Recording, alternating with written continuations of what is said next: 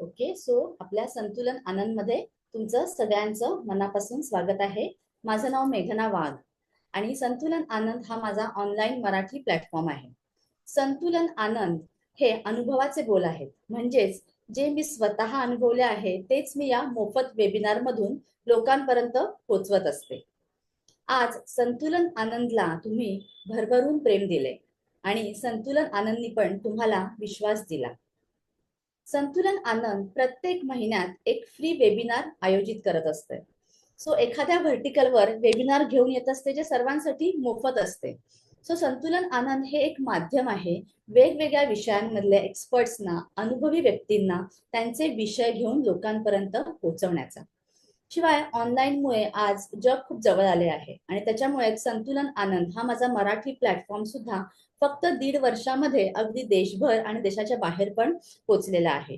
So या महिन्यातले आजचे वेबिनार मी घेऊन आलेले आहे आणि आजचा विषय आहे wealth building through equity mutual funds. पण हे वेबिनार सुरू करायच्या आधी माझ्या संतुलन आनंद बद्दल सुद्धा थोडक्यात सांगते. संतुलन आनंद हे नावाप्रमाणे सर्वार्थाने आनंद देणारं असं आहे. संतुलन आनंद या नावाने माझे व्हॉट्सअप ग्रुप्स आहेत, ज्यात मी काही ऑनलाईन पेड वर्कशॉप्स तर काही फ्री वेबिनार अनाउन्स करत असते. नेहमी आनंदी राहण्याचं रहस्य आहे संतुलन आनंद मध्ये. आजकालच्या मॉडर्न जगात प्रत्येकासाठी आपली पर्सनॅलिटी, आपले शारीरिक आणि मानसिक स्वास्थ्य उत्तम असणं खूप गरजेचं आहे. आज घरातील प्रत्येक जण जर शांत, निरोगी आणि तणावमुक्त असेल तर आपलं सगळं संपूर्ण घर पण शांत आणि समाधानी असतं. पण त्यासाठी आपण प्रत्येकाने स्वतःसाठी असा थोडा वेळ काढणं खूप आवश्यक आहे आणि हाच माझ्या संतुलन आनंदचा उद्देश आहे. संतुलन आनंद आयोजित सगळ्या कार्यशाळा ज्या आहेत या नावाप्रमाणेच सर्वार्थाने आनंद देणाऱ्या अशा आहेत. याच्यामध्ये तुमची फिजिकल हेल्थ, मेंटल हेल्थ आणि सेल्फ केअर, ब्युटी केअर यावर भर दिलेला आहे, जी आजच्या काळाची गरज आहे. या सगळ्या व्हर्टिकल्स बरोबर संतुलन आनंद आता आजच्या वेबिनार थ्रू इन्व्हेस्टमेंट व्हर्टिकल घेऊन आलेला आहे. का? कारण physical, mental health, self care बरोबरच आपली फायनान्शियल हेल्थ आहे ना, म्हणजेच फायनान्शियल ग्रोथ, फायनान्शियल सिक्युरिटी सुद्धा मॅटर करते आपल्याला सर्वार्थाने आनंदी राहण्यासाठी. आणि म्हणूनच हे व्हर्टिकल सुद्धा आपल्या संतुलन आनंद मध्ये आपण इन्क्लूड केलेलं आहे. याच्याशिवाय लवकरच आपण हॉस्पिटॅलिटी हे व्हर्टिकल घेऊन पण येणार आहोत.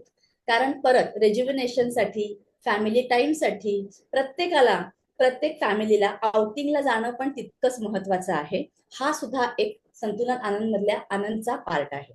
बरोबर आहे. सो संतुलन आनंदचे जे ऑनलाईन पेड वर्कशॉप्स आहेत त्याच्याबद्दल थोडक्यात माहिती देते. संतुलन आनंद जे वर्कशॉप आयोजित करते जे पेड असतात ते आहेत प्राणायाम आणि योगा शिबिर, जे आत्ताच आपलं परवा संपलेलं आहे. Face yoga, hair care session, mindfulness courses, श्लोक संस्कार वर्ग जो मुलांसाठी असतो. 27 मार्च पासून आपला श्लोक संस्कार वर्ग सुरू होत आहे, जो 1 महिन्याचा असतो, ज्यात मुलांसाठी मंत्र, श्लोक, त्राटक, ओंकार या सगळ्या गोष्टी मी शिकवते. याच्याशिवाय उंची संवर्धन वर्ग हा सुद्धा 12 वर्षांच्या पुढच्या मुलांसाठी मी घेऊन येते आहे. मुद्रा थेरपी, नॅचरोपॅथीचे काही कोर्सेस, शिवाय रेसिडेन्शियल नॅचरोपॅथी कॅम्प आणि असे बरेच पेड वर्कशॉप्स संतुलन आनंद आयोजित करत असतं. याच्याशिवाय संतुलन आनंद प्रत्येक महिन्यात एक फ्री वेबिनार आयोजित करत असते. त्याचे विषय आहेत naturopathy, medical yoga, neuro yoga, Ayurveda आणि आहार, pranic healing, numerology, Vastushastra, Reiki, stress management, will हा आपण सुद्धा विषय घेतलेला होता आणि आज आपण विषय आणलेला आहे म्युच्युअल फंड्स, इन्व्हेस्टमेंट. सो या सगळ्याचे अपडेट्स मिळण्यासाठी तुम्ही संतुलन आनंद ग्रुपमध्ये असणं आवश्यक आहे. तर तुम्हाला या सगळ्यांचे अपडेट्स किंवा वेबिनारच्या लिंक्स मिळू शकतात. ठीक आहे. सो आता वळूयात आपण आजच्या वेबिनारकडे. वेबिनार सुरू करायच्या आधी काही गोष्टी. परत तुम्हाला म्युच्युअल फंड्स विषयी काहीही प्रश्न असतील तरी आपल्या पोस्टमध्ये खाली माझा नंबर दिलेला आहे, त्या नंबरवर तुम्ही व्हॉट्सअप मेसेज करू शकता. शक्यतो आपण तुमचे प्रश्न इथे घ्यायचा प्रयत्न करणार आहोत. वेळेच्या प्रमाणे आपण त्याप्रमाणे ऍडजस्ट करणार आहोत. सो आपल्या आजच्या ज्या स्पीकर आहेत त्या आहेत अनुरूपा गजेंद्र गडकर.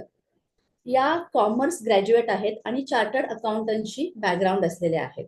स्वतःला अपडेट ठेवण्यासाठी त्या NSE बरेच फायनान्शियल ट्रेनिंग कंटिन्युअसली करत असतात. याशिवाय त्या बास्केटबॉल प्लेयर सुद्धा आहेत. 2007 मध्ये त्यांनी इन्शुरन्समध्ये स्वतःचा बिझनेस सुरू केला, पण नंतर मात्र त्या पूर्णपणे म्युच्युअल फंड्स आणि इक्विटीकडे वळल्या आणि आता equity is her passion. So अनुरूपाताई या अॅक्युराइज इन्व्हेस्टमेंट सर्व्हिसेसच्या प्रोप्रायटर आहेत आणि इन्व्हेस्टमेंट फील्डमध्ये त्यांना 15 वर्षांहून अधिक अनुभव असल्याने त्यांनी त्यांच्या निवेशकांना म्हणजे इन्व्हेस्टर्सना स्वतःची संपत्ती निर्माण करण्यात आणि त्यांची आर्थिक उद्दिष्ट साध्य करण्यात खूप मदत केलेली आहे. सध्या त्या प्रोप्रायटर म्हणून 250हून जास्त पोर्टफोलिओज हँडल करत आहेत आणि त्याची व्हॅल्यू आज 40 कोटींहून जास्ती आहे. त्यांचा व्यवसाय हा टोटली ट्रस्ट, सेफ्टी आणि ट्रान्सपरन्सी या प्रिन्सिपलवर आधारित आहे आणि त्यांचा फोकस नेहमी इन्व्हेस्टर्सना ज्या प्रकारची इन्व्हेस्टमेंटची गरज आहे त्याप्रमाणे त्या सोल्युशन देण्यावर त्यांचा कम्प्लीट फोकस असतो. सो जे जास्तीत जास्त इन्व्हेस्टर्सना सर्वात जास्त फायदेशीर ठरते. इक्विटी इन्व्हेस्टिंग बद्दल जे साधे आणि अगदी समजण्यास सोपं आहे त्याबद्दल अवेअरनेस क्रिएट करण्यासाठी जास्तीत जास्त लोकांपर्यंत पोहोचण्याचा त्यांचा प्रयत्न असतो. शिवाय जास्तीत जास्त महिलांना सुद्धा स्वतःची महिलांनी इन्व्हेस्टमेंट करणं गरजेचं आहे. स्वतःचा पोर्टफोलिओ करण्यासाठी त्या नेहमीच एनकरेज करत असतात.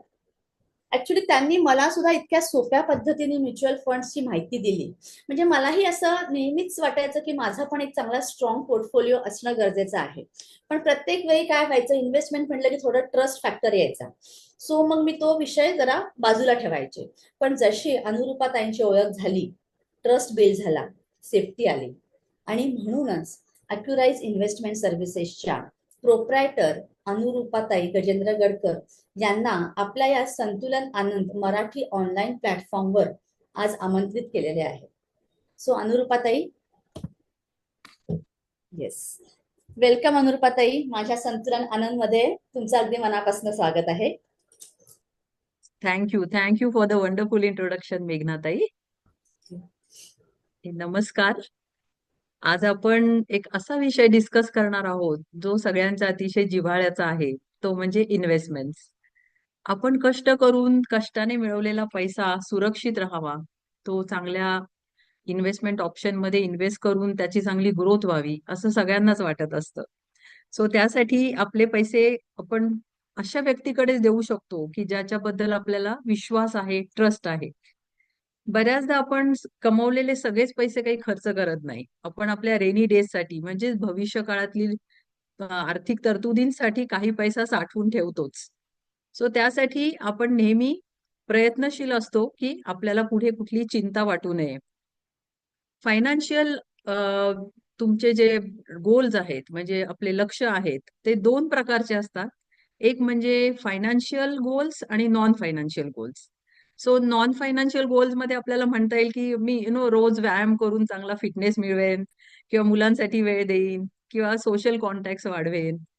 आणि फायनान्शियल गोल म्हणजे माझ्या मुलांच्या एज्युकेशनसाठी, त्यांच्या लग्नासाठी प्रोव्हिजन करून ठेवणे, स्वतःच्या रिटायरमेंटसाठी प्लॅनिंग करणे किंवा एखाद्याला घर घ्यायचंय, गाडी घ्यायची आहे, अशा वेगवेगळ्या कारणांसाठी आपल्याला प्लॅनिंग करण्याची गरज पडते.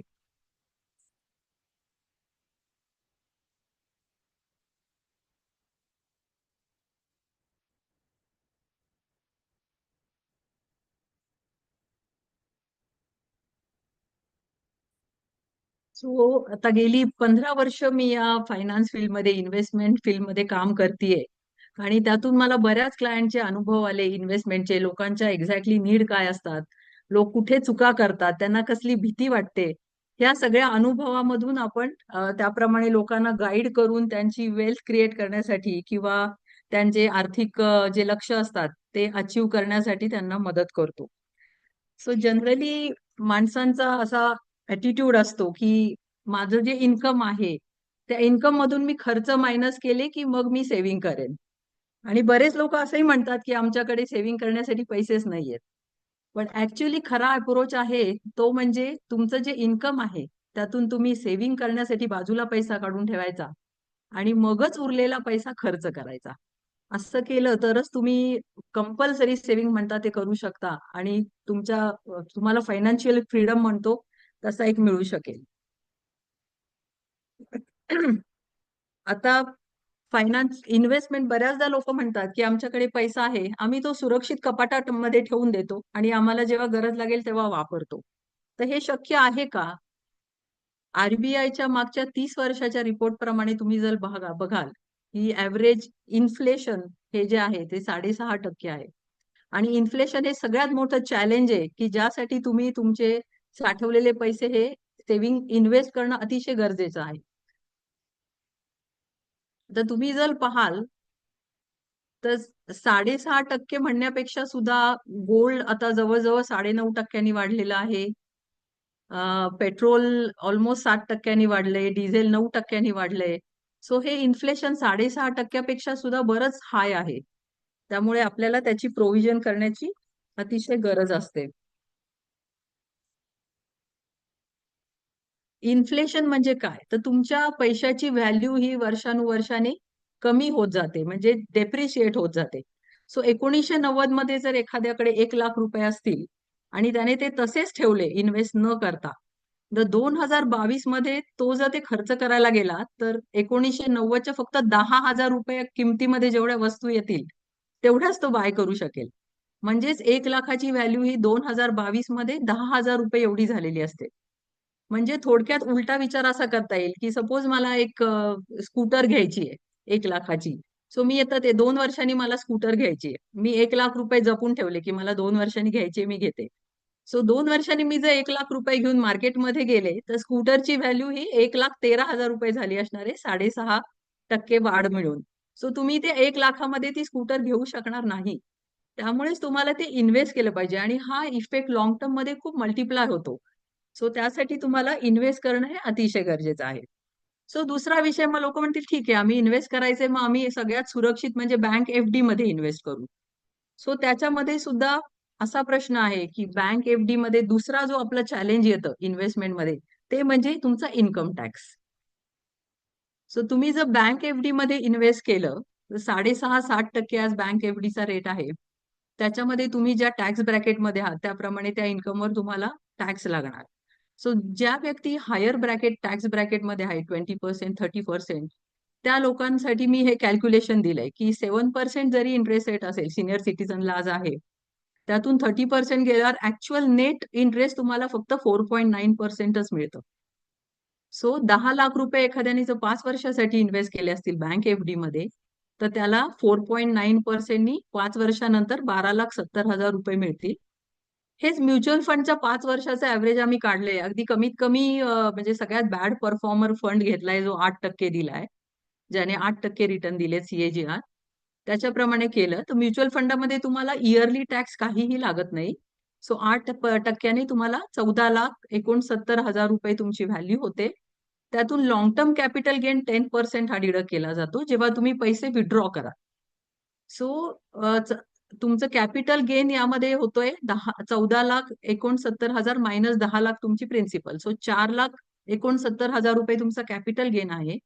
त्याच्यामधून 1,25,000 रुपये एक्झाम्प्ट होतात, जे गव्हर्नमेंटच्या टॅक्सेशन रूल प्रमाणे टॅक्स फ्री आहेत. ते मायनस करून उरलेल्या अमाऊंटवर 12.5% तुम्हाला कॅपिटल गेन अप्लाय होतो. सो ती अमाऊंट येते साधारण 43,000. सो ही मायनस करून तुम्हाला नेट 14,26,000 5 वर्षानंतर मिळतील. म्हणजे एफडीशी कंपॅरिझन केली तर तुम्हाला ऑलमोस्ट 15.5% जास्त रिटर्न किंवा प्रॉफिट मिळालाय असं होतो. आणि हेच म्युच्युअल फंड कधी कधी म्हणजे चांगला परफॉर्म केला तर 10-12% सुद्धा तुम्हाला रिटर्न देऊ शकतात. त्यामुळे तुम्ही म्हणजे ही कंपॅरिझन इथे करू शकता.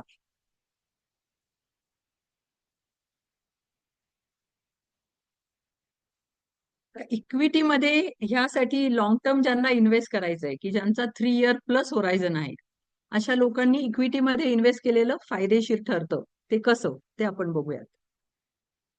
आता सेन्सेक्स हा 1979 मध्ये सुरू झाला 100ने आणि आज 2024 मध्ये हा सेन्सेक्स आहे 74,300. म्हणजे ऑलमोस्ट 743 टाइम्स तो वाढलाय. सो ज्या व्यक्तीने 1 लाख रुपये 1979 मध्ये इन्व्हेस्ट केलेत, आज त्याची व्हॅल्यू झाली असणारे 7 crore 43 lakh रुपीज. म्हणजे लास्ट 45 इयर्स मध्ये सेन्सेक्सनी 15.82% CAGR रिटर्न दिलेत. आणि त्याचबरोबर म्युच्युअल फंड सुद्धा आता खूप पॉप्युलर होत चाललंय, कारण की सेन्सेक्स डायरेक्ट स्टॉक मध्ये बऱ्याच लोकांना नॉलेज नसतं आणि तिथे तुम्हाला एक्सपर्ट नॉलेजची खूप गरज असते किंवा अनुभवाची गरज असते. सो म्युच्युअल फंड तुम्हाला एक्झॅक्टली हेच देतं, की तुम्हाला ते एक्सपर्ट म्हणजे ते फंड मॅनेजर असतात ज्यांना 30-30 वर्ष अनुभव आहे, असे फंड मॅनेजर तुमचे फंड मॅनेज करतात. त्यामुळे आता म्युच्युअल फंड हे अतिशय पॉप्युलर व्हायला लागले प्रॉडक्ट. सो 2013 मध्ये ऑक्टोबरमध्ये म्युच्युअल फंडचा AUM होता 8.34 ट्रिलियन. तोच 2023 मध्ये 50 ट्रिलियन झाला, म्हणजे ऑलमोस्ट 6 टाइम्स त्याची ग्रोथ झालेली आहे. सो याच रेटने आपण जर ग्रोथ पाहिली तर 2033 मध्ये तो 300 ट्रिलियन नक्की क्रॉस करेल. सो जे लोक आधी इन्व्हेस्टेड आहेत त्यांना या ग्रोथचा नक्कीच फायदा मिळेल. आता 15.83% CAGR रिटर्न काय सहज मिळालेत का किंवा ते एव्हरी इयर मिळाले का, तर नाही. There have been turmoil times also, म्हणजे जसं आत्ता सिच्युएशन आहे की थोडस मार्केट टर्मॉइल चालू आहे. सो अशा बऱ्याच घटना मागे पण मागच्या 45 वर्षामध्ये झालेल्या आहेत. म्हणजे की 2018 मध्ये डिमॉनिटायझेशन झालं, देन GST इम्प्लिमेंटेशन झालं, तेव्हा पण एक सगळा थोडासा मार्केटमध्ये गोंधळ झाला होता. देन 2020 मध्ये कोविडमध्ये पण मार्केट ऑलमोस्ट 40% करेक्ट झालं होतं. ग्लोबल रेट हाईक झाली होती. नंतर रशिया युक्रेन वॉर झालं, इस्रायल हमास वॉर झालं. ह्या सगळ्या चॅलेंजेस मधून अप्स अँड डाऊन करत सुद्धा सेन्सेक्सनी ऑलमोस्ट 15.85% रिटर्न तुम्हाला दिलेले आहेत. तो म्युच्युअल फंड हे का एवढं पॉप्युलर झालंय, त्याचे अनेक फायदे आहेत, ते आज मी तुम्हाला समजावून सांगणार आहे. की म्युच्युअल फंड हे एकतर सेबी म्हणजे securities exchange board of India तर्फे व्यवस्थित वेल रेग्युलेटेड प्रॉडक्ट आहे, त्यामुळे तिथे तुमची सेफ्टी आहे. मार्केट इक्विटी मार्केट रिस्की आहे म्हणजे काय असतं की तुमचे पैसे बुडतात असं नाही, पण ते अप्स अँड डाऊन होत असतात, म्हणजे मार्केट व्होलाटाईल असतं असं म्हणतात त्याला. सो तुमचे पैसे सेफ आहेत म्हणजे बुडणार नाहीत, पण they will go through ups and downs. दुसरा एक त्याचा बेनिफिट आहे म्हणजे फ्लेक्सिबिलिटी टू इन्व्हेस्ट. इथे तुम्हाला कुठला एक रिजिड असा प्लॅन करायचा आणि तोच 20 वर्ष फॉलो करायचा असं नाही. तुम्ही जेव्हा जेव्हा तुमच्याकडे पैसे अवेलेबल आहेत तेव्हा तेव्हा रॅन्डमली तसे तसे इन्व्हेस्ट करू शकता. म्हणजे आज माझ्याकडे 1 लाख आहे, मी आज 1 लाख इन्व्हेस्ट करेल, 2 महिन्यांनी माझ्याकडे अजून 50,000 रुपये आले तर मी ते पण ऍड करत जाऊ शकते. दुसरा सिस्टमॅटिक इन्व्हेस्टमेंट प्लॅन जो आहे तो पण तुम्ही मंथली रेग्युलर एक कमिटमेंट सारखं पण स्टार्ट करू शकता आणि ऍडिशनली अमाऊंट त्यामध्ये ऍड करत जाऊ शकता. सो ही फ्लेक्सिबिलिटी तुम्हाला आहे. दुसरी गोष्ट म्हणजे लिक्विडिटी. सो ही इन्व्हेस्टमेंट कुठेही लॉक्ड होत नाही. फक्त ATC जर सोडला की ज्याच्यामध्ये लॉक इन पिरियड अगदी कमी आहे, म्हणजे फक्त 3 इयर्सचा लॉक इन पिरियड आहे, तो सोडला तर बाकी कुठल्याही फंडाला लॉक इन सच नाहीये. जनरली 1 वर्षाच्या आत तुम्ही एक्सपेक्टेड नाही इन्व्हेस्ट विड्रॉ करणं, कारण की मग तुम्हाला 1% एक्झिट लोड लागू शकतो. पण अदरवाईज 1 वर्षानंतर तुम्हाला ते पैसे केव्हाही अवेलेबल असतात. आणि याचा कधी कधी थोडासा डिसएडव्हान्टेज पण होतो की लोकांना पैसे लागले की लोक पहिलं ते इक्विटी मधून काढायला बघतात. तर जी इन्व्हेस्टमेंट तुम्हाला 15-18% रिटर्न देते, सगळ्यात हायएस्ट रिटर्न देते, तिथून तुम्ही पैसे काढावेत की दुसऱ्या कमी रिटर्न देणाऱ्या इन्व्हेस्टमेंट मधून काढावे, हे तुम्ही ठरवायचं असतं. पण तुमच्याकडे हे पैसे अवेलेबल आहेत आणि तुम्ही केव्हाही पार्शली आणि इवन फुल्ली सुद्धा विदाऊट एनी चार्जेस विड्रॉ करू शकता. हे फंड हे प्रोफेशनली मॅनेज केले जातात. ज्या फंड मॅनेजरला चांगले एक्सपिरियन्स आहेत, त्यांचा क्वालिफिकेशन आहे, असे फंड मॅनेजर्स तुमचे फंड मॅनेज करत असतात. ते वेगवेगळ्या सेक्टरमध्ये प्रोएक्टिव्हली इन्व्हेस्टमेंट इंटरनली चेंज करत असतात. त्यामुळे तुमच्यावर कुठलाही टॅक्सेशन इम्पॅक्ट न येता तुमचा फंड व्यवस्थितपणे मॅनेज होत असतो. अजून एक महत्वाचा फायदा म्हणजे तुमचं डायव्हर्सिफिकेशन, तुम्हाला त्याचा फायदा मिळतो की वेगवेगळ्या सेक्टरमध्येही इन्व्हेस्टमेंट केली जाते. म्हणजे जो सेक्टर आता वर जाणार आहे, फॉर एक्झाम्पल डिफेन्स किंवा फार्मा, अशा वेगवेगळ्या सेक्टरमध्ये तुम्हाला सगळीकडे प्रपोर्शनेटली तुमची इन्व्हेस्टमेंट राहते. त्यामुळे जरी सपोज काही कारणाने मार्केटमध्ये थोडा टर्मोइल आला आणि काही सेक्टर खाली पडले, तरी जनरली फार्मा, डिफेन्स हे सेक्टर नेहमी परफॉर्म करतात. त्यांना डिफेन्सिव्ह सेक्टर म्हणतात. सो आपण किती रिसेशन आलं, किती काय प्रॉब्लेम आले, तरी आजारी पडल्यावर औषध तर घ्यायचं नक्कीच थांबवणार नाही. सो फार्मा स्टॉक एक डिफेन्सिव्ह स्टॉक म्हणून पण परफॉर्म करतात. सो अशा प्रकारे ते व्यवस्थित डायव्हर्सिफाय केलं जातं. इथे आता तुम्हाला टॅक्स एफिशियंट रिटर्न पण मिळतात. म्हणजे जसं मगाशी मी एक्सप्लेन केलं, की तुम्हाला तुमच्या टॅक्स स्लॅब प्रमाणे इथे रिटर्न टॅक्स द्यावा लागत नाही. तर कॅपिटल गेन पडतो, जो फक्त 12.5% आहे. तेवढा फक्त तुम्हाला भरावा लागतो. एटीसी मध्ये tax saving under section 80C साठी सुद्धा आपले ELSS टॅक्स सेव्हर फंड आहेत, जे 3 वर्षासाठी फक्त लॉक इन आहेत. आणि ते तुम्हाला इक्विटी सारखेच 15%, 18% रिटर्न देत आहेत. म्हणजे चांगले परफॉर्म मॅनेज केलेले आहेत. आणि त्याचमुळे या वरच्या या अतिशय म्हणजे सगळे जे बेनिफिट आहे, त्यामुळेच तुम्हाला आपल्याला कस्टमाइज फायनान्शियल प्लॅनिंग करता येतं. म्हणजे माझ्या मुलाला 4 वर्षानंतर लागणार आहेत पैसे, दुसऱ्या कुणाच्या तरी मुलाला 12 वर्षानंतर लागणार आहेत पैसे. सो जशी कशी तुमची नीड असेल त्याप्रमाणे आपण कस्टमाइज फायनान्शियल प्लॅनिंग करतो.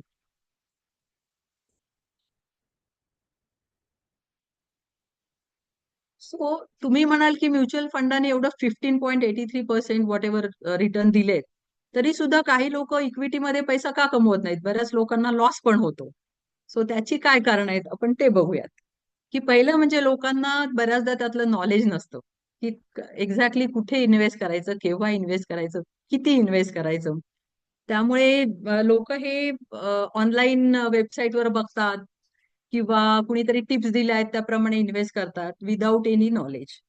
त्यामुळे सुद्धा थोडासा त्यांना बऱ्याचदा प्रॉब्लेम येतो आणि चुकीच्या वेळी एक्झिट केलं जातं, चुकीच्या वेळी एंट्री केली जाते अग्रेसिव्हली. सो एक चांगला म्युच्युअल फंड डिस्ट्रीब्युटर किंवा एक इक्विटी ऍडवायझर तुम्हाला या बाबतीत चांगलं गाईड करू शकतो, तुम्हाला त्याचं नॉलेज देऊ शकतो. दुसरी अजून एक गोष्ट अशी आहे, ती म्हणजे लोक शॉर्ट टर्म साठी इन्व्हेस्ट करायला जातात. सो इक्विटी हे असं प्रॉडक्ट आहे की तुम्ही तुमच्या इक्विटी म्हणजे काय, तर एका कंपनी मधला शेअर, म्हणजे तुम्ही त्याच्या ऑलमोस्ट तेवढ्या पार्शियली ओनर झालेले असतात त्या बिझनेस मधले. Share holders are owners of the company. So त्या कंपनीला ग्रो होण्यासाठी तुम्हाला थोडा वेळ द्यावा लागतो, किंवा कधी कधी असे सिच्युएशन येते की टेम्पररी त्या बिझनेसमध्ये थोडासा सेटबॅक आलेला असतो. सो त्यावेळी तुम्हाला थोडंसं वाट बघून तुमच्या इन्व्हेस्टमेंटला ग्रो होण्यासाठी वेळ द्यावा लागतो. त्यामुळे इक्विटीसाठी तुम्ही जर लॉंग टर्म मध्ये बेनिफिट दिला किंवा तुम्ही थोडे फ्लेक्सिबल राहिलात, की 1-2 वर्ष थांबण्याची तयारी दाखवली होल्ड ऑन करण्याची, तर इक्विटी नक्कीच तुम्हाला चांगले रिटर्न देते. अजून एक कारण म्हणजे इमोशनल कंट्रोल. बरेच लोक मार्केट वर चाललं की लगेच सगळे धावत पळत त्याच्यामध्ये इन्व्हेस्ट करायला जातात. हा तुम्हाला अनुभव असेलच. काही जण मार्केट वर गेलं की थांब थांब आता बहुतेक खाली जाईल, थांबूयात थोडंसं म्हणतात.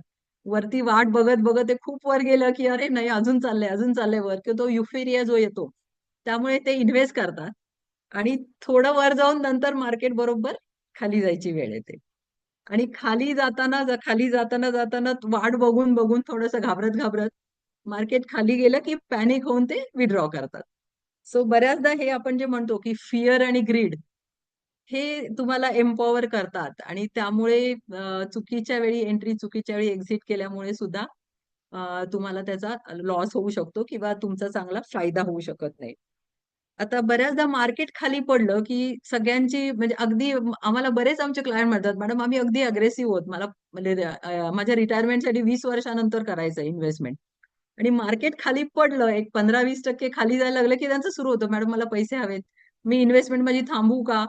अशी आम्हाला आमच्या क्लायंटकडून एन्क्वायरी यायला सुरुवात होतात. सो आम्ही त्यांना त्यावेळी हँड होल्ड करतो आणि त्यांना आम्ही ॲश्युरन्स देतो, की जेव्हा ॲक्चुअली मार्केट खाली पडतं, त्यावेळी जो इन्व्हेस्ट करतो, त्याला जेव्हा मार्केट रिकव्हर होतं, त्यावेळी बेस्ट रिटर्न मिळतात. So fallen market is a big opportunity to invest more. So बऱ्याचदा आता सपोज तुम्हाला सोनं घ्यायचंय, मला सोनं इन्व्हेस्ट करायचंय. आज सोन्याचा भाव ऑलमोस्ट 88,000 ला पोहोचलाय. आणि तुम्हाला जर कोणी सांगितलं, की महिन्याभरामध्ये सोनं 70,000 ला जाणार आहे. तर तुम्ही काय कराल? तुम्हाला घ्यायचं तर नॅचरली तुम्ही वाट बघाल, की ते खाली जाऊ दे मग मी घेतो. सेम तसं इक्विटीच्या बाबतीत पण होतं, की चांगले चांगले शेअर्स हे जेव्हा मार्केट सेंटिमेंटमुळे किंवा काही ग्लोबल फॅक्टर किंवा लोकल फॅक्टर्समुळे करेक्ट होतात, तेव्हा कंपनीची स्ट्रेंथ किंवा तिचं फंडामेंटल चेंज झालेले नसतात. त्यावेळी आपण चांगल्या कंपनीच्या शेअरमध्ये स्वस्तामध्ये बाय करून घेऊ शकतो. त्यामुळे जेव्हा सिच्युएशन इम्प्रूव्ह होते आणि ती कंपनीचा शेअर परत वर जातो, त्यावेळी आपल्याला चांगलं जास्त अप्रिसिएशन मिळतं. आता म्हणूनच म्हणतात ना, की बरेच जण असं प्रयत्न करतात, की मार्केट वर जायला लागलं, की मी इन्व्हेस्ट करेल आणि खाली पडायला लागलं, की मी एक्झिट करेल. म्हणजे they try to time the market. पण म्हणजे मी तर असं म्हणेन, की don't try to time the market because it is very uncertain. कोणीही प्रेडिक्ट करू शकत नाही, की 1 महिन्यानी मार्केट कुठे असेल किंवा 4 महिन्यांनी मार्केट कुठे असेल. So best way is to stay invested. So I will say की don't try to time the market, but spend time in the market. तुम्ही जेवढं जास्त वेळ इन्व्हेस्टेड राहाल, तेवढा तुम्हाला त्याचा फायदा होईल. मी सपोज आता मार्केट खाली पडणार, बऱ्याचदा असे रुमर्स यायला लागतात, की आता काहीतरी होणार आहे. म्हणजे कोविडच्या वेळी पण असं झालं होतं, की 2020 मध्ये सगळे लॉकडाऊन लागले होते, सगळे बिझनेसेस थांबले होते. सो लोकांना वाटलं होतं, की आता स्टॉक मार्केट बंद होणार का आमचं? म्हणजे माझे क्लायंट मला विचारत होते, की मॅडम आता स्टॉक मार्केट बंद होणार का? आता आमच्या इन्व्हेस्टमेंटचं काय होणार आहे? सो तेव्हा आम्ही त्यांना सांगितलं, की तुम्ही थांबा जरा आणि होल्ड करा प्लीज. 40% मार्केट तेव्हा करेक्ट झालं होतं. आणि पुढच्या 1 वर्षामध्ये मार्केट डबल झालं. आणि बऱ्याच लोकांनी तेव्हा बॉटमला आमच्या ज्या लोकांचे आम्ही इन्व्हेस्ट केलेले पैसे ठेवले होते साईडला त्या सिच्युएशनमुळे आधीच, त्यांचे आम्ही डिप्लॉय केले. पण 100% नाही केले. कारण थोडा इमोशनल फॅक्टर आमच्यात पण असतो, की भाई अजून किती खाली जाणार आहे? बॉटम किती आहे? सो आम्ही असे प्रपोर्शनेटली डिप्लॉय केले 50%, 60% आणि ते 50-60% जे कोविडच्या लॉकडाऊनमध्ये आम्ही इन्व्हेस्ट केले, ते 1 वर्षात डबल झाले. सो बऱ्याचदा आपण जेव्हा थोडंसं करेज करून फॉलन कारण मार्केट जेव्हा फॉल होतं, तेव्हा त्याच्यापेक्षा अजून फॉल होण्याचे चान्सेस खूप कमी असतात. म्हणजे down side is very limited. So fall झालेल्या मार्केटमध्ये इनफॅक्ट रिस्क कमी असते. आणि जेव्हा मार्केट टॉपला असतं, तेव्हा तिथं रिस्क खाली जाण्याची जास्त असू शकते. जर व्हॅल्युएशन खूप खूप हाय असतील तर. त्यामुळे बऱ्याच लोकांना म्हणजे मी सांगेन, की जेव्हा आता हा जो मार्केट टर्मॉइल चाललाय, तुम्ही जर ऑलरेडी इन्व्हेस्टेड असाल, तर प्लीज एक्झिट करू नका जर तुमचं गोल लांब असेल. Just let the market recover आणि 1-2 वर्षामध्ये तुम्ही बघाल, की पुन्हा मार्केट चांगलं वर जाऊन तुम्हाला चांगले रिटर्न्स मिळतील. पण आता बऱ्याच लोकांना ह्या सिच्युएशन मध्ये कसं हँडल करायचं थोडासा प्रॉब्लेम येतो. सो आपल्याकडे जे एस-आय-पी मध्ये प्रॉडक्ट आहे, म्हणजे म्युच्युअल फंडाचं एस-आय-पी हे सिस्टमॅटिक इन्व्हेस्टमेंट प्लॅन, की जे तुम्ही मंथली सिस्टमॅटिकली त्या म्युच्युअल फंड स्कीम मध्ये इन्व्हेस्ट करत असता. हे एक ऑल टाइम प्रॉडक्ट आहे, की जे तुम्ही केव्हाही सुरू करू शकता. म्हणजे मार्केट टॉपला असतानाही करू शकता, बॉटमला असतानाही करू शकता. पण तुम्ही थोडंसं लॉंग टाइम राहिलात त्याला इन्व्हेस्टेड, की 3 इयर प्लस पिरियड दिला, तर तुम्हाला मार्केटच्या अप्स अँड डाऊन मध्ये जाऊन ती तुमचं कॉस्ट एव्हरेजिंग होतं आणि तुम्हाला ती एस-आय-पी चांगले रिटर्न देऊन जाते. आता मी तुम्हाला हे का आदित्य बिर्ला सन लाईफच्या एस-आय-पीचं एक्झाम्पल देते. ही एस-आय-पी सुरू झाली होती 2000 मध्ये आणि त्यावेळी एखाद्या व्यक्तीने जर 10,000 पर मंथ असे इन्व्हेस्ट केले असेल, तर तो 1 वर्षात 1,20,000 इन्व्हेस्ट करेल. तेव्हा त्याची व्हॅल्यू 1,24,000 झाली होती. त्याला 60% रिटर्न मिळाले. देन 2001 मध्ये .com बबल आला आणि त्यावेळी मार्केट ड्रास्टिकली करेक्ट झालं होतं. ऑलमोस्ट 40-50% करेक्शन त्यावेळी आलं होतं. ह्या माणसाची एस-आय-पी चालूच होती. सो त्याने 2,40,000 भरले आणि त्याचे -32 रिटर्न एस-आय-पी ने दाखवले आणि त्याची व्हॅल्यू होती 1,68,000. पण तुम्ही गंमत बघाल तर इथे जे युनिट्स होतात म्हणजे आपण जसं शेअर बाय करतो त्यावेळी आपल्याला नंबर ऑफ शेअर मिळतात, की मी 10 शेअर घेतले, 20 शेअर घेतले. तसं म्युच्युअल फंडचा एक युनिट असतो. त्याची एन-ए-व्ही असते, नेट ॲसेट व्हॅल्यू एका युनिटची. सो तुम्ही जेव्हा इन्व्हेस्टमेंट करता त्यावेळी ती एन-ए-व्ही प्रमाणे तुम्ही जेवढी अमाउंट इन्व्हेस्ट केली तेवढी डिवाइड बाय एन-ए-व्ही इतके तुम्हाला युनिट मिळतात इथे. सो जेव्हा मार्केट खाली गेलेलं असतं तेव्हा एन-ए-व्ही ची व्हॅल्यू खूप खाली गेलेली असते. आणि तुमची इन्व्हेस्टमेंट तेव्हा होते त्यावेळी तुम्ही जास्त युनिट बाय करता. सो इथे जर बघाल तर ऑलमोस्ट 4,500 युनिट त्यांनी बाय केले. आणि हे युनिट तुमच्याकडे फिक्स राहतात. So you go on accumulating these units. So पुढच्या वर्षी सुद्धा ऑलमोस्ट 10% करेक्शन होतच ऍडिशनल. सो 3,60,000 इन्व्हेस्टमेंट दिसत होती, 3,11,000 व्हॅल्यू, -10% रिटर्न अगेन. पण इथे युनिट जास्त बाय केले गेले त्यावेळी. आणि व्हॉट हॅपन इन फोर्थ इयरला मार्केट रिकव्हर झालं आणि त्यांनी 15% सीएजीआर रिटर्न दिले. म्हणजे याला म्हणतात CAGR return is average return of last 4 years. So जसं एफडीला आपल्याला एव्हरी इयर तुम्हाला 7-7% रिटर्न मिळतात, तसं शेअर मार्केटमध्ये नसतं. काही वर्ष तुम्हाला मायनस पण असू शकतात, काही वर्ष मार्केट एकदम 30-40% पण रिटर्न देतं. सो चौथ्या वर्षी मार्केटने एवढे एक्स्ट्रा रिटर्न दिले, की तुमच्या टोटल इन्व्हेस्टमेंटचे रिटर्न झालेत 15% सीएजीआर. फिफ्थ इयरला पण मार्केटनी जाऊन अजून मार्केट वर गेल्यावर 25% इयरली रिटर्न होते या एसआयपी ला. आता 11 लाख रुपये जर तुम्ही विड्रॉ केले, की आता माझी इन्व्हेस्टमेंट डबल झाली ऑलमोस्ट. आता मी विड्रॉ करतो आणि ऐश करतो. पण मला एक सांगा, की 11 लाख रुपये घेऊन तुम्ही असं तुमच्या फायनान्शियल स्टेटसमध्ये किती फरक पडणार आहे? तुमचं एखाद्या मुलाच्या एज्युकेशनचा गोल सुद्धा त्याने कंप्लीट होत नाही. हे 11 लाख रुपये असे 1-2 वर्षात तुमचे खर्च होऊन जातील. खरी मजा तेव्हा असते, जेव्हा तुम्ही होल्ड करून खरी वेल्थ क्रिएट करता. सो तुम्ही 10 वर्ष इथे थांबल्यावर 12 लाखाचे 27% 51 लाख रुपये झालेत या व्यक्तीचे कॉर्पस एसआयपीचे. आणि हेच 20 वर्षाने इन्व्हेस्टेड अमाऊंट आहे 24 lakhs आणि त्याची व्हॅल्यू आहे 1 crore 82 lakhs. And that really makes a difference in your life. की इथे तुम्ही काही चांगला एखादा फ्लॅट घेऊ शकता, तुमच्या मुलांचे करिअर किंवा तुमच्या रिटायरमेंटसाठी एक प्लॅनिंग होऊ शकतं. सो जेवढं तुम्ही लॉंग टर्म इन्व्हेस्टेड राहाल, तेवढं म्हणजे आपण जे म्हणतो पॉवर ऑफ कंपाऊंडिंग, की इंटरेस्टवर इंटरेस्ट तुम्हाला मिळत जातो. सो त्याचा बेनिफिट तुम्हाला लॉंग टर्म मध्ये मिळायला लागतो. सो पॉवर ऑफ कंपाऊंडिंग म्हणजे काय? म्हणजे सिंपल इंटरेस्ट जर आपण बघितलं, तर मी एखाद्या व्यक्तीला 5 वर्षासाठी 15% सिंपल इंटरेस्टने रिटर्न मिळाले. तर 15×5 = 75 म्हणजे त्याची 1 लाखाची व्हॅल्यू 75,000ने वाढेल. 75% वाढेल म्हणजे 1,75,000 होईल. पण हेच जर त्याचे 15% कंपाऊंडेड रिटर्नने त्याला मिळालं म्हणजे इंटरेस्टवर इंटरेस्ट, तर हेच त्याचे 5 वर्षांनी 75% न होता 100% ग्रोथ मिळते. म्हणजे 1 लाखाचे 2 लाख होतात. म्हणजे 25% ऍडिशनल तुम्हाला ग्रोथ मिळते बिकॉज ऑफ कंपाऊंडिंग फॅक्टर. आणि ही पॉवर ऑफ कंपाऊंडिंग जेवढं तुम्ही लॉंग टर्म इन्व्हेस्टेड राहाल, तेवढी तुमची वेल्थ मल्टिप्लाय करत जाते. त्यामुळेच आम्ही एक गोल बेस्ड फायनान्शियल प्लॅनिंगसाठी म्हणजे एसआयपी हे अतिशय इफेक्टिव्ह आणि पॉवरफुल टूल आहे, की जे तुमच्या म्हणजे आता तुमच्या मुलांचे एज्युकेशन असेल, तुमचा मुलगा 1-2 वर्षाचा आहे, तो 17 वर्षांनी 18 वर्षाचा असताना त्याला लागणार आहेत पैसे, किंवा तुमची रिटायरमेंट 20-25 वर्षानंतर आहे. अशा तुमच्या या फायनान्शियल गोलसाठी एसआयपी किंवा म्युच्युअल फंड अतिशय इफेक्टिव्हली तुमचे गोल्स कंप्लीट करतं. आणि या अशा गोष्टींमुळेच आता एसआयपी हे अतिशय पॉप्युलर प्रॉडक्ट तयार झालंय. आणि त्याचा आता तुम्ही जर चार्ट बघाल, की 2019 पासून ही मंथली एसआयपी ची व्हॅल्यू किती वाढत गेली. आणि ती आता ऑलमोस्ट 26,400 करोड मंथली फ्लो मार्केटमध्ये येतोय आज. म्हणजेच almost 3,16,000 crore rupees every year मार्केटमध्ये आपले डोमेस्टिक इन्व्हेस्टर्स इन्व्हेस्ट करतायत. त्यामुळे पूर्वी कसं व्हायचं, की एफआयआय म्हणजे फॉरेन इन्व्हेस्टरनी पैसे विड्रॉ केले, की आपलं मार्केट क्रॅश व्हायचं 40% 50%. आता तसं होत नाहीये. आता फॉरेन इन्व्हेस्टरनी पैसे विड्रॉ केले तरी सुद्धा आपला डोमेस्टिक फ्लो एवढा स्ट्रॉंग आहे आणि कन्सिस्टंट आहे, की त्यामुळे मार्केट अजून सुद्धा डेफिनेटली ग्रो होत राहणार आहे. सो याचा फायदा आपल्याला सगळ्यांना घेता येतो. आणि आज तुम्ही जर बघाल तर इक्विटीमध्ये ऍक्च्युली 7-8% लोक फक्त एंटर झालेले आहेत मार्केटमध्ये. सो अजून आपल्याला अमेरिकेचं जर तुम्ही ऍव्हरेज बघितलं तर almost 20-25% people are investing in equity. पण आपल्या इंडियामध्ये अजूनही ते 5-7%वरच आहे. तेवढा अवेअरनेस क्रिएट करून जास्तीत जास्त लोकांनी इक्विटीमध्ये यावं असं आम्हाला वाटतं म्हणजे. आणि त्यासाठी आम्ही तुम्हाला हेल्प करायला इथे आहोत.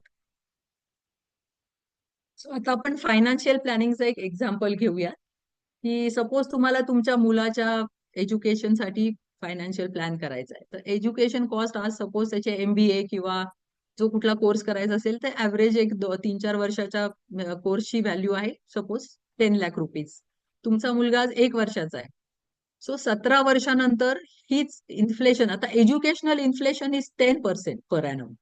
म्हणजे आपल्या खाण्यापिण्याच्या वस्तूंचं जर 6.5 असेल तर एज्युकेशनल इन्फ्लेशन हे 10%ने आहे. सो 10% इन्फ्लेशन आपण जर कन्सिडर केलं तर 10 लाखची व्हॅल्यू ही 17 वर्षानंतर 50 लाख होणार आहे. सो तुम्हाला आज तेवढी प्रोव्हिजन करायला आत्ताच सुरुवात करायला पाहिजे. म्हणजे तुम्ही जर लवकर सुरुवात केली तर तुम्ही with very minimum investment amount you can reach that goal.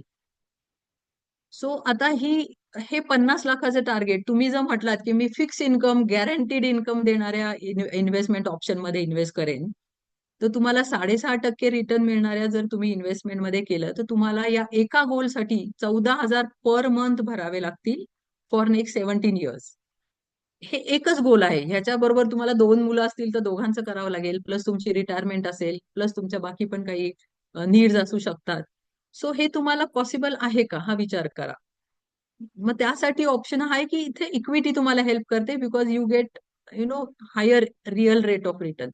So 15% जर ऍव्हरेज इक्विटीने 17 वर्षासाठी रिटर्न दिलं, जसं आपण मागच्या स्लाइडमध्ये पाहिलं की इक्विटीने ऍव्हरेज 15% रिटर्न दिले.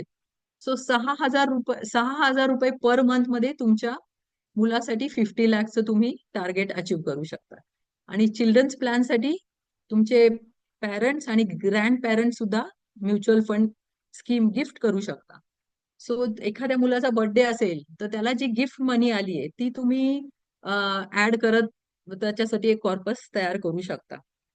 आता दुसरं आहे रिटायरमेंट प्लॅनिंग.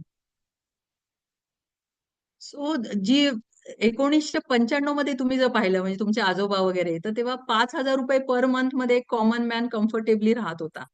तेच आता 2020चं जर तुम्ही एक्झाम्पल घेतलं तर तीच व्हॅल्यू झाली आहे 25,000 पर मंथ हाऊस होल्ड एक्सपेन्सेससाठी.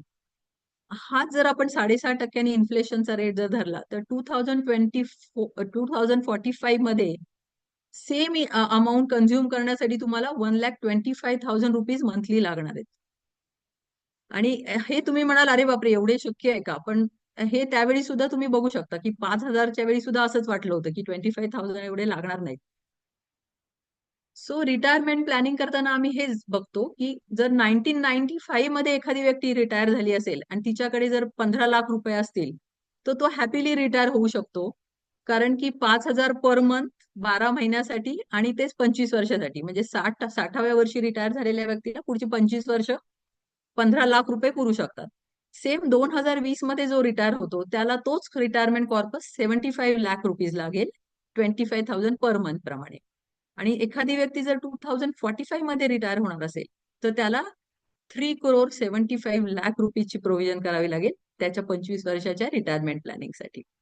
आणि यासाठीच आपण इक्विटीचं प्लॅनिंग करतो. सो इथं काही काही तुम्हाला चार्ट मध्ये दिलंय की 2012 मध्ये हाऊस होल्ड एक्सपेन्सेस मंथली किती होते, 22 मध्ये एवढे झाले. सो 2032 मध्ये एवढे झाले. हायर एज्युकेशन कॉस्ट सुद्धा 2012, 2022, 32. मॅरेज एक्सपेन्सेस मुलांचे ते सुद्धा असे इन्फ्लेशनमुळे वाढत गेले. सो त्याप्रमाणे तुम्हाला तुमची गोलची व्हॅल्यू ठरवावी लागते आणि त्याप्रमाणे किती इन्व्हेस्ट करायचे हे ठरवावं लागतं.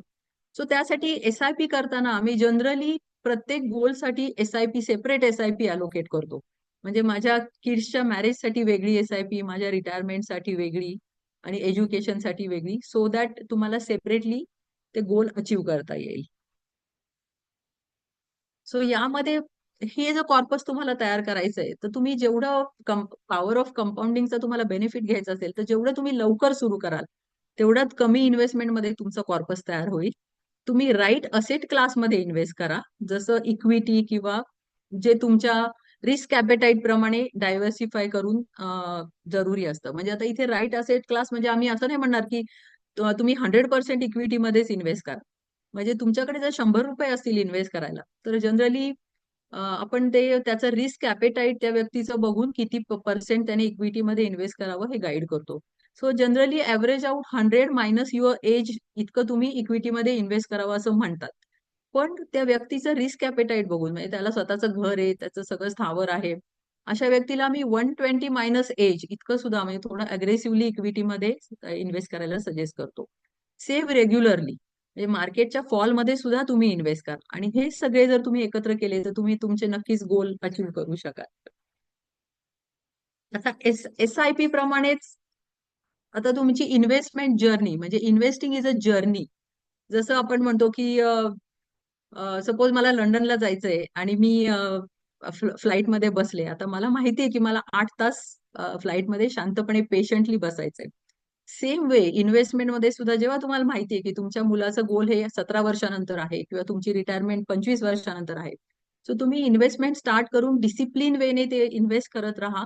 आणि पेशन्स ठेवा, म्हणजे बी पेशंट आणि लेट दॅट इन्व्हेस्टमेंट ग्रो. असं केलं की तुम्हाला नक्कीच त्याचा फायदा होईल. सो आपण जरी आता फ्लाईटमध्ये बसलोय, मी 8 तास मला माहिती मला बसायचे, पण सपोज काही वेदरमुळे वगैरे थोडस फ्लाईटमध्ये टर्मॉइल आला, थोडेसे हादरे बसायला लागले, तर आपण फ्लाईट सोडून पळून जाऊ का हो? तुम्हाला माहितीच आहे काय होऊ शकतं. सो असंच थोडं आहे की मार्केट खाली पडलंय आणि तुम्ही त्यातून मध्येच बाहेर पडलात, तर तुमचा लॉस होऊ शकतो. सो त्यासाठी जे गोल्स तुमचे लांब आहेत त्याला टाइम द्या, अँड आपण त्यासाठी एक म्युच्युअल फंड डिस्ट्रीब्युटर तुम्हाला इमोशन तुमच्या कंट्रोल करण्यासाठी आणि तुमच्या गोलसाठी अगदी नक्कीच गाईड करतो.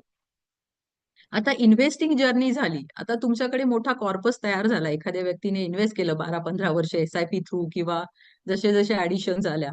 तर बऱ्याचदा म्हणजे आम्ही लोकांना मार्केट खाली जातं तेव्हा आमच्या क्लायंटला कळवतो, की तुमच्याकडे काही ऍडिशनल इन्व्हेस्टमेंट असेल तर द्या. आणि खरंच क्लायंट आम्हाला इन्व्हेस्ट करतात. सो कधी-कधी तुमच्याकडे एक मोठा कॉर्पस येतो, की माझी काही लाईफ इन्शुरन्स पॉलिसी किंवा बँक एफ-डी मॅच्युअर झालीये किंवा एखाद्याने काही प्रॉपर्टी विकली आहे आणि त्याला मोठा कॉर्पस त्याच्याकडे आलाय किंवा काही बोनस मिळालाय. सो हे जे कॉर्पसेस असतात, हे कॉर्पस आपण डिप्लॉय करू शकतो किंवा जर त्या व्यक्तीची रिटायरमेंट आता जवळ आली आहे, आता तो रिटायर होतोय, तर त्या केसमध्ये आपण एस-आय-पी प्रमाणेच दुसरं एक प्रॉडक्ट आहे, ते म्हणजे हा अप्रोच आहे एक systematic withdrawal plan. So retire झालेल्या व्यक्तीला त्याचा प्रॉव्हिडंट फंडचा कॉर्पस मिळतो. तो सुद्धा तो इथे इन्व्हेस्ट करू शकतो. आणि systematic investment plan is a very structured and flexible approach for managing your retirement finances. आता जर लोकांचं लाईफ स्पॅन वाढतोय, त्यामुळे त्यांना 25 वर्ष 30 वर्ष हा पैसा पुरला पाहिजे. जर मी एफडी मध्ये ठेवला तर तो पटकन एक्झॉस्ट होऊन तुमचे सगळे पैसे संपू शकतात. सो या केसमध्ये तुम्ही जर एसडब्ल्यूपी मध्ये म्युच्युअल फंडमध्ये इन्व्हेस्ट केलं तर तुम्हाला एक रेग्युलर फिक्स फ्लो तर मिळत राहीलच, पण शिवाय तुमची जी इन्व्हेस्टमेंट म्हणजे तुम्ही जी प्रिन्सिपल इन्व्हेस्ट केली कॅपिटल, ती सुद्धा अप्रिशिएट होत राहील. आणि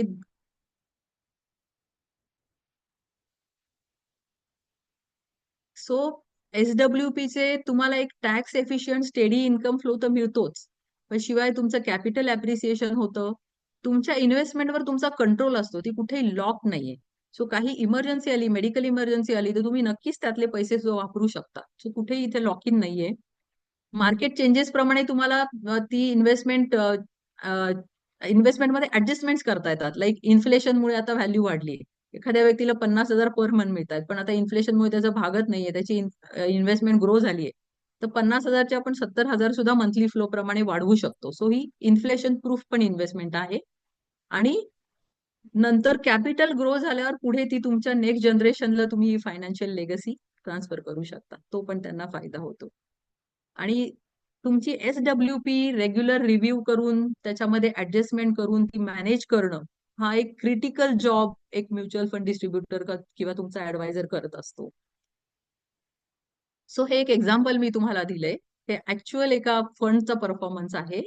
सो एखाद्या व्यक्तीने जर 50 लाख रुपये इन्व्हेस्ट केले रेग्युलर इन्कम फ्लो घेण्यासाठी, तर 10 वर्षानंतर त्याला म्हणजे आम्ही 6% पर ॲनमनी ही विड्रॉवल दाखवली आहे. म्हणजे 50 लाख इन्व्हेस्ट केल्यावर त्याला 25,000 पर मंथ फ्लो इमिजिएटली चालू होतो. म्हणजे इयरली 3 लाख रुपये तो विड्रॉ करतो.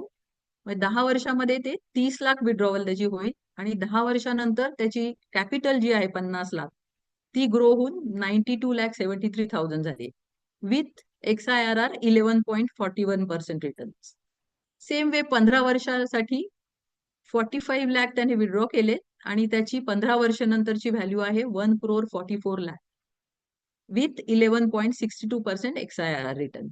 हे 20 इयर्सला तीच अमाऊंट झाली आहे 4,65,89,000 विथ 14.80% CAGR रिटर्न. हा ऍक्च्युअल परफॉर्मन्स आहे एका फंडाचा, म्युच्युअल फंडाचा, ऍज ऑन 22 मार्च 2025. सो अशा प्रकारे एसडब्ल्यूपी तुमच्या फेवरमध्ये खूप वर्क करतं, की इथे तुम्हाला मंथली फ्लो पण नंतर ग्रोथ झाल्यावर वाढवता येतो किंवा कधी काही एखादी लमसम अमाऊंट लागली तर तुम्ही ती पण युज करू शकता आणि तुमच्या नेक्स्ट जनरेशनला पण तुमची लेगसी पास ऑन करू शकता. सो तुमचे म्युच्युअल फंडाचे किंवा इक्विटी पण म्हणजे स्टॉकमध्ये सुद्धा स्टॉकचे पण काही पोर्टफोलिओ आपण मॅनेज करतो. सो त्याची मिनिमम अमाऊंट आहे 2,50,000 ऑनवर्ड्स. सो असं तुम्हाला जर हवं असेल तर आम्ही एखादा स्टॉक पण पोर्टफोलिओ तुमचा क्रिएट करून तो बाय अँड सेल केला जातो. तुमच्या डीमॅट मध्ये ते स्टॉक बाय केले जातात आणि ते योग्य वेळी बाय सेल करून तो पोर्टफोलिओ ग्रो केला जातो. सो इक्विटी आणि म्युच्युअल फंड तुम्ही कसे मॅक्झिमाइज कराल त्याचे रिटर्न, तर तुम्ही डिसिप्लिन अप्रोच ठेवा थ्रू SIP. पण कमिटेड एक इन्व्हेस्टमेंट होत राहते. बऱ्याचदा काही लोक म्हणतात मी दरवर्षी 1 लाख, हजार हजार रुपये किंवा व्हॉट एव्हर 1-1 लाख रुपये भरेल. 1-2-3 वर्ष भरले जातात, नंतर तो विसरून जातो किंवा काहीतरी अडचण येते, भरले जातं, असं राहून जातं. सो SIP ने सिस्टमॅटिकली इन्व्हेस्टमेंट स्टार्ट करून, शिवाय तुम्ही as and Wien money is available you can go and adding. Stay invested during market down cycle. And that is the time when your investment will give you higher returns. Ignore market rumors and stay focused on your financial goals. Give your investment sufficient time to grow. So stay invested long term. केव्हाही market खाली पडलंय तर panic मध्ये withdraw करू नका. शिवाय in fact म्हणजे market जर खाली पडलं असेल तर तुम्ही ऍडिशनल मनी इन्व्हेस्ट करू शकता, जी तुम्हाला एक अपॉर्च्युनिटी असेल. आणि एक ट्रस्टवर्दी फायनान्शियल ऍडवायझर तुम्ही जर पॉइंट केला की जो तुमच्या पोर्टफोलिओची प्रॉपर काळजी घेईल, तर डेफिनेटली तुम्ही इथे चांगले रिटर्न्स आणि वेल्थ क्रिएशन करू शकाल. सो आपल्याकडे सगळे इन्व्हेस्टमेंट प्रोडक्ट्स आहेत. लाईक म्युच्युअल फंड आहे, इक्विटी आहे, इन्शुरन्स. बेसिकली आपण इन्व्हेस्टमेंट जर्नीमध्ये आपली 20 वर्षाची जर्नी आहे, पण काही अनफोर्सिन गोष्टी पण होऊ शकतात, लाईक एखाद्याची डेथ, ऍक्सिडेंट, इन म्हणजे काय म्हणतात त्याला, पार्शल डिसेबलमेंट वगैरे वगैरे. सो या रिस्क सुद्धा आपल्याला थोड्याशा मॅनेज करायला लागतात. सो तर त्यासाठी मी सगळ्यांना ऍडवाइस करेल की तुम्ही एक तुमचा टर्म इन्शुरन्स घेऊन ठेवा आणि एक हेल्थ इन्शुरन्स पॉलिसी सुद्धा नक्की घेऊन ठेवा. इथे फिक्स डिपॉझिट सुद्धा आपण देऊ शकतो, corporate fix deposits. Then bonds असतात, म्हणजे एखाद्याने प्रॉपर्टी सेल केल्यावर त्याला जर टॅक्स सेव्ह करायचे तर कॅपिटल गेन बॉन्ड असतात, गव्हर्नमेंट बॉन्ड असतात, कॉर्पोरेट बॉन्ड्स असतात. Then digital gold and silver सुद्धा आपल्याकडे आहे. म्हणजे आता गोल्ड अँड सिल्वर ETF पण खूप पॉप्युलर व्हायला लागले, ज्याच्यामध्ये import duty, GST, CST amount नसते आणि इंटरनॅशनल मार्केटच्या रेट प्रमाणे गोल्ड बाय केलं जातं आणि it is easy to sell. कारण गोल्ड आपण घेतलं की जनरली आपली इमोशनल अटॅचमेंट असते आणि आपल्याला ते विकायला नको वाटतं. सो तुम्ही जर इन्व्हेस्टमेंट म्हणून गोल्ड घेणार असाल तर नक्की डिजिटल गोल्ड घेऊन ठेवा, म्हणजे तुम्हाला ते सांभाळण्याची पण झंझट नाही होणार. सो हे माझे कॉन्टॅक्ट डिटेल्स आहेत, तुम्हाला कधी लागलं तुम्ही कॉन्टॅक्ट करू शकता, संतुलनला पण कॉन्टॅक्ट करू शकता. So invest wisely, stay happy. आणि अजून एक गोष्ट मला थोडीशी सांगायची आहे, मेघनाताई, 5 मिनिटं आहेत का? हो, येस येस, नंतर आपण आपले क्वेश्चन्स थोडेफार आलेले घेऊयात. ओके ओके, चलो. So basically as a mutual fund distributor, आम्ही तुम्हाला तुमचे फायनान्शियल गोल्स सेट करण्यासाठी मदत करतो, की तुम्ही तुमचे काय काय गोल आहेत आणि तुम्ही त्याप्रमाणे तुम्हाला किती पैसे लागणार आहेत, केव्हा लागणार आहेत, त्यासाठी तुम्ही कुठल्या प्रॉडक्टमध्ये इन्व्हेस्ट करायला पाहिजे, तुमचं रिस्क ॲपेटाईट काय आहे आणि कुठलं असेट अलोकेशन तुम्ही घेतलं पाहिजे, म्हणजे किती प्रपोर्शन डेटमध्ये घालायचं, किती इक्विटीमध्ये घालायचं, कुठली स्कीम तुमच्यासाठी सुटेबल आहे, हे सगळं मार्गदर्शन आम्ही तुम्हाला देतो. आणि आता तुम्हाला म्हणजे ऍक्च्युली हे जे असेट अलोकेशन आहे याच्या थ्रू, म्हणजे आता मार्केट ऑलमोस्ट रिसेंटली 25% करेक्ट झालं होतं.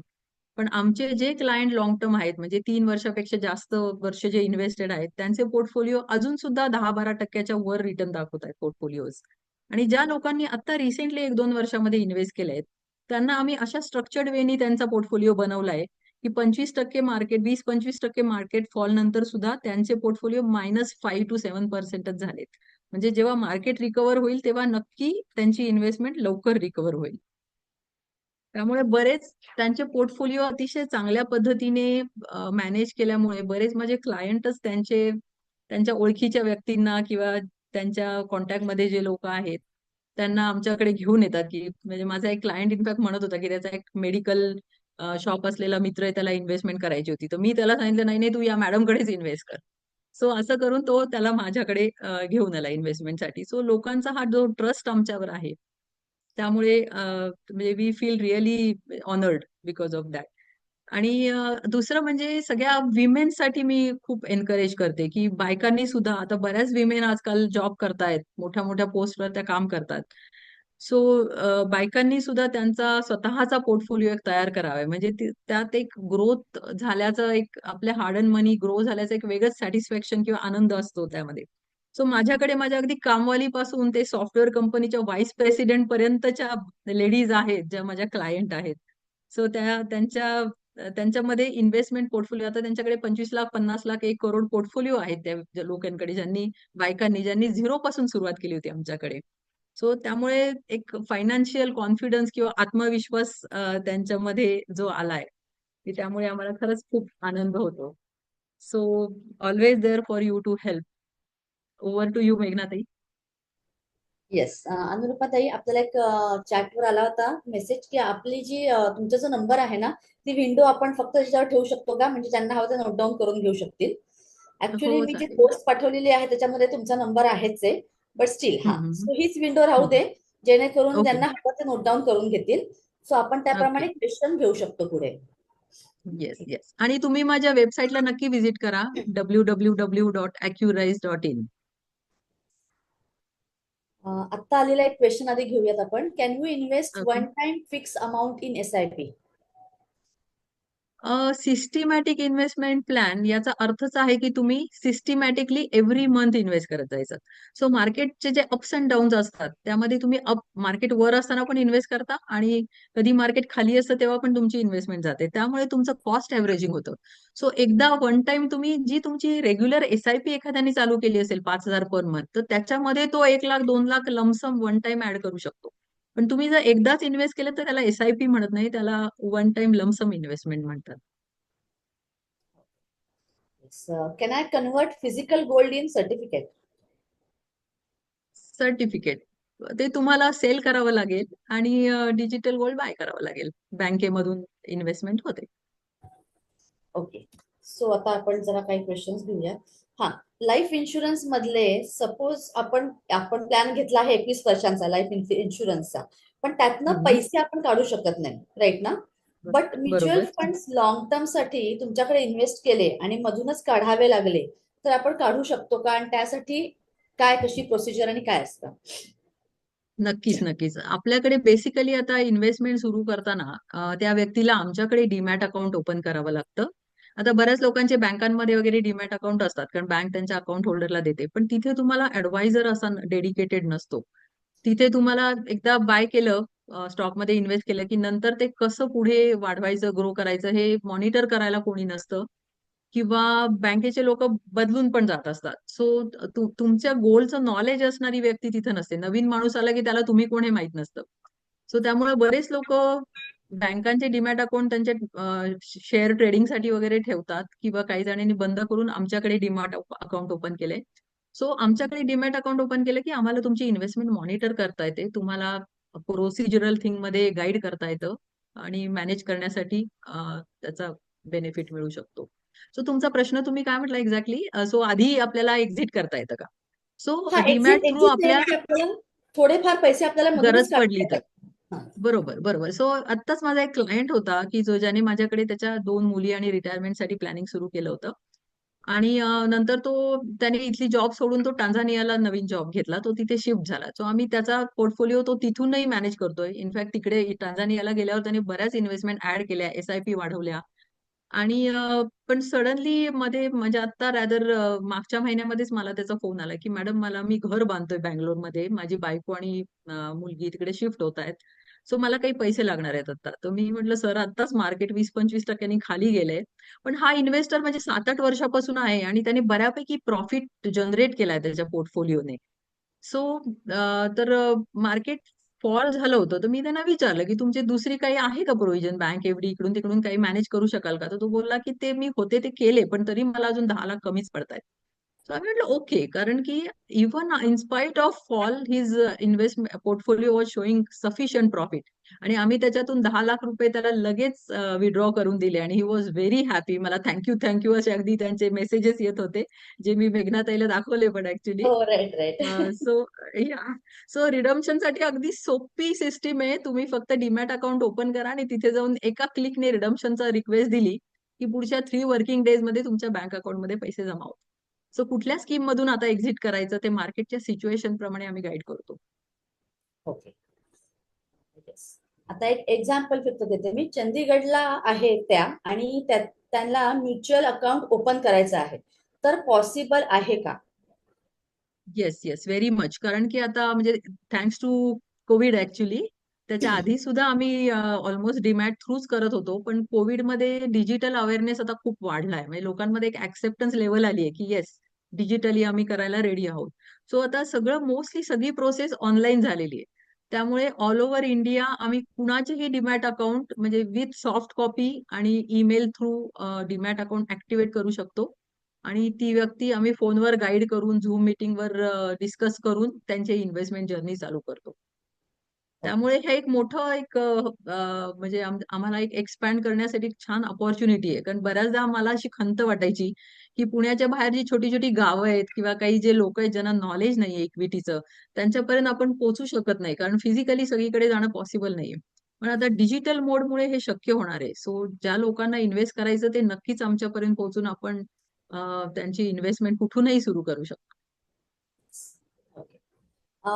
डीमॅट अकाउंट असेल तर त्यांना त्याच अकाउंटवर, म्हणजे ऑलरेडी डीमॅट अकाउंट आहे त्यांचं, सो त्याच अकाउंटवर तुमच्या इथे इन्व्हेस्ट करता येतं का? हा, तर ते मी जे म्हटलं की दुसऱ्या डीमॅट मध्ये आम्हाला ऍक्सेस नसतो. सो तुमचा तिथे फंड कसा ग्रो होतोय किंवा कसा ते डीमॅट अकाउंट वर्क करतंय हे आपल्याला सांगता येत नाही. म्हणजे आमच्या डीमॅट अकाउंट मध्ये तुम्हाला आमच्या ऍडवायझरी सर्व्हिसेस फ्री मिळतात. त्यासाठी आम्ही कुठलेही ऍडिशनल चार्जेस तुम्हाला कन्सल्टेशनचे चार्जेस वगैरे लावत नाही. डीमॅट अकाउंटसाठी फक्त एक 350 रुपये इयरली मेंटेनन्स चार्जेस असतात, जे नॉमिनल आहेत. आणि तुमचा पोर्टफोलिओ आम्ही प्रॉपर मॅनेज करू शकतो जर तुम्ही आमच्या अंडर डीमॅट अकाउंट ओपन केलं तर. ओके. येस. तुम्ही हे जस्ट बोलला होतात की एखाद्याची सडन डेथ झाली किंवा ओल्ड एज मध्ये डेथ झाली असेल, तर त्यांच्या पोर्टफोलिओचे काय, कसं पुढे करतात? येस येस, हा एक अतिशय चांगला प्रश्न आहे आणि अतिशय महत्वाचा प्रश्न आहे. की आपण कष्ट करून आणि आपले कष्टाचे पैसे ग्रो करून एक मोठा छान पोर्टफोलिओ तयार करत केलेला असतो, आणि सडनली डेथ झाली तर त्या व्यक्तीला नेहमी वाटत असतं की माझ्या पश्चात ते माझ्या फॅमिलीला किंवा योग्य त्या व्यक्तीला तो पोर्टफोलिओचा फायदा मिळावा. सो आता रिसेंटली कोविड नंतर असं झालं होतं की आमचा एक गृहस्थ होते क्लायंट, चांगल्या सॉफ्टवेअर कंपनीमध्ये मॅनेजर लेवलला होते आणि त्यांची सडन डेथ झाली त्यावेळी. सो त्यांचा पोर्टफोलिओ जसाच्या तसा आम्ही विथ व्हेरी मिनिमल डॉक्युमेंट्स आणि वाईफच्या सिग्नेचरनी 7 दिवसामध्ये आम्ही अख्खा पोर्टफोलिओ जसाच्या तसा वाईफच्या अंडर शिफ्ट केला. सो तिथे तुम्हाला कुठलाही टॅक्स लागत नाही, कारण की सेम पोर्टफोलिओ विदाउट रिडम्पशन तिकडे ट्रान्सफर होतो. आणि इथे अजून एक पॉइंट मला तुम्हाला सांगायचा राहिला की म्युच्युअल फंड टॅक्स एफिशियंट असं का म्हटलं जातं. एक तर टॅक्स तर कमी आहेच, पण जोपर्यंत तुम्ही विड्रॉ करत नाही तोपर्यंत म्युच्युअल फंडला काही टॅक्स नाही. जसं बँक एफडी मध्ये एव्हरी इयर अक्रूड इंटरेस्ट म्हणून तुम्हाला त्याच्यावर लगेच टॅक्स भरावा लागतो. इथे तुम्ही एखाद्या व्यक्तीने 15-20 वर्ष इन्व्हेस्ट करून 10-15 किती करोडांनी जरी त्याचा पोर्टफोलिओ तयार केला आणि विड्रॉ जर केले नाही तर त्याला 1 रुपया पण टॅक्स त्याच्यावर भरावा लागत नाही. आणि मग तो जेव्हा विड्रॉ करतो त्यावेळी फक्त त्याला जो म्हणजे 90% तर प्रॉफिट मिळतोच, फक्त अबाउट 12% त्याला टॅक्स भरावा लागतो गेनवर. ओके. बऱ्याच जणांना म्युच्युअल इन्व्हेस्टमेंट पेक्षा स्टॉक मध्ये इन्व्हेस्ट करायची सवय असते. सो त्याच्यावर तुम्ही काय सांगाल? म्हणजे स्टॉक मध्ये करावे का आपल्याला म्युच्युअल मध्ये करणं गरजेचं आहे जास्त? बेसिकली स्टॉक मध्ये तुम्ही जर डायरेक्ट करत असाल तर थोडंसं त्याला स्टॉकचं नॉलेज आणि त्या कंपनीची माहिती असणं फार गरजेचं आहे, जे हल्ली लोकांना बऱ्याचदा नसतं. किंवा इव्हन तुम्हाला मला सुद्धा आज इंटरनली कंपनीमध्ये काय चाललं काही कळत नाही, आणि आपल्याला जोपर्यंत न्यूज येते तोपर्यंत करेक्शन हे झालेलं असतं आणि तो स्टॉक पडलेला असतो. सो आणि त्यात बाईंग सेलिंग केल्यामुळे बऱ्याचदा त्याच्यावर टॅक्स पण भरावा लागतो आणि एक अशी लॉंग टर्म मोठी वेल्थ जनरेट होत नाही. सो हम्म. तुमचे जर काही शॉर्ट टर्म गोल असतील ते तरी सुद्धा मी म्हणेन 3 to 5 इयरचा तुम्ही जर टाइम स्पॅन दिला तर आपण स्टॉक पोर्टफोलिओज करतो. त्याला IAP म्हणतात, म्हणजे इंटेलिजंट ऍडवायझरी पोर्टफोलिओ. असं एक प्रॉडक्ट सेबी घेऊन आली आहे की ज्याच्यामध्ये 2.5 लाख ऑनवर्ड्स तुम्ही जर इन्व्हेस्ट केले तर आपण तुमच्या नावाने स्टॉक फंड मॅनेजर चूज करून तो स्टॉक्स तुमच्या डीमॅटमध्ये बाय करतात आणि तेच बाईंग सेलिंग करून तुमचा स्टॉक ग्रो करतात. सो ते पॉसिबल आहे, म्हणजे तुम्हाला एक स्टॉक मध्ये बाय इन्व्हेस्ट केल्याचा आनंद मिळतो. ऍडिशनली थोडेफार तुम्हाला काही करायचे तर थोडेसे आम्ही गायडन्स पण देतो की कुठला स्टॉक कुठल्याही काही बाय करण्यासाठी चांगला आहे वगैरे. ओके. पण sharing. Long term wealth creation असेल तर मी सजेस्ट करेल की तुम्ही म्युच्युअल फंडचा एक चांगला पोर्टफोलिओ तयार करा आणि मग थोडं स्टॉक मार्केटमध्ये पण एंट्री करा. मी स्वतःच असंच केलं जेव्हा आमचे सगळे गोल ऑलमोस्ट अचीव झाले म्युच्युअल फंड थ्रू. त्यानंतर मी ऍक्च्युली स्टॉकमध्ये बाय बाय वगैरे करायला सुरुवात केली. सो एक आपल्याला तो एक सिक्युरिटी असते की माझ्याकडे एवढे आहे, जरी मला काही लॉस झाला किंवा काही माझे कॅल्क्युलेशन फेल गेले तर आपल्या फायनान्शियल गोल्सला कुठेही धक्का लागत नाही. Yes, right. आपलं स्क्रीन शेअरिंग स्टॉप केलं तरी चालेल आता. आपण एक दोन क्वेश्चन्स ओके. घेऊयात अजून. ओके, ठीक ओके. पोर्टफोलिओ मॅनेजमेंटचे चार्जेस काय आहेत असं विचारलंय, आणि कन्सल्टन्सीला काही चार्जेस आहेत का?